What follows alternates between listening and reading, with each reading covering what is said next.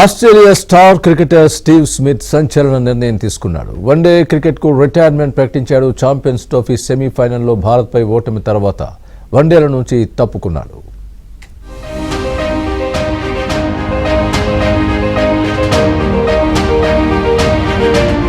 Virat Kohli, Joe Root, Kane Williamson, Steve Smith అందరూ 2008 under-19 ప్రపంచ కప్లో తమ దేశాలకు ఆడారు.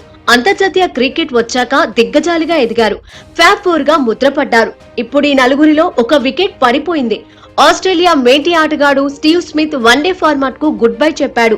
ఐసీసీ ఛాంపియన్స్ ట్రోఫీ సెమీఫైనల్లో భారత్ చేతిలో ఓటమి తర్వాత స్మిత్ నిర్ణయాన్ని వెల్లడించాడు. టెస్టు క్రికెట్ కు ప్రాధాన్యత ఇచ్చేందుకు వన్డేలకు గుడ్ బై చెబుతున్నట్లు తెలిపాడు. టెస్టులు టీ20ల్లో కొనసాగుతానని చెప్పాడు.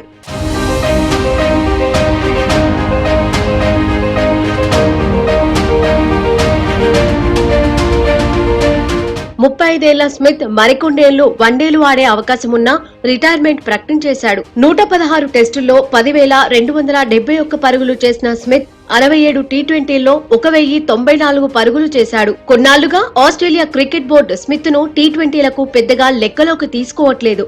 దాంతో అతడు టెస్టుల్లో మాత్రమే కనిపించే ఛాన్స్ ఉంది. షేన్ వార్న్ రిటైర్మెంట్ అనంతరం పాంటింగ్, వాట్సన్, క్లార్క్ లాంటి మేటి ఆటగాళ్ల కాలంలో వన్డేలకు వచ్చిన స్మిత్ మొదట్లో ఫ్రంట్ లైన్ బ్యాటర్ కాదు. తొలి వన్డేలో అతడిది 8వ స్థానం. ఈ మ్యాచ్ లో స్మిత్ కు అసలు బ్యాటింగ్ అవకాశమే రాలేదు. దిగ్గజ స్పిన్నర్ వార్న్ కు ప్రత్యామ్నాయంగానే స్మిత్ ను చూశారు. కానీ అతడు దిగ్గజ బ్యాటర్ గా ఎదిగాడు. ఆస్ట్రేలియాకు అన్ని ఫార్మాట్లలో కెప్టెన్ గా ఎదిగాడు. 2018 నాటి దక్షిణాఫ్రికా టూర్ లో శాండ్ పేపర్ కుంభకోణంతో ఏడాది పాటు నిషేధానికి గురయ్యాడు. తిరిగొచ్చాక కాస్త నిలకడ తగ్గినా మళ్లీ పుంజుకున్నాడు.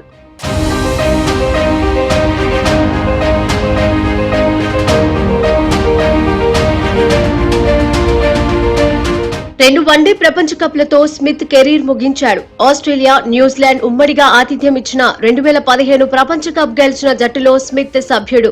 భారత్ లో జరిగిన 2023 వన్డే ప్రపంచ కప్ లోనూ విశ్వ విజేతగా నిలిచిన ఆసీస్ జట్టులో స్మిత్ ఉన్నాడు. 64 వన్డేల్లో ఆస్ట్రేలియాను స్మిత్ నడిపించాడు. అత్యధిక వన్డేల్లో ఆసీస్ కెప్టెన్ గా వ్యవహరించిన 6వ క్రికెటర్ గా స్మిత్ నిలిచాడు.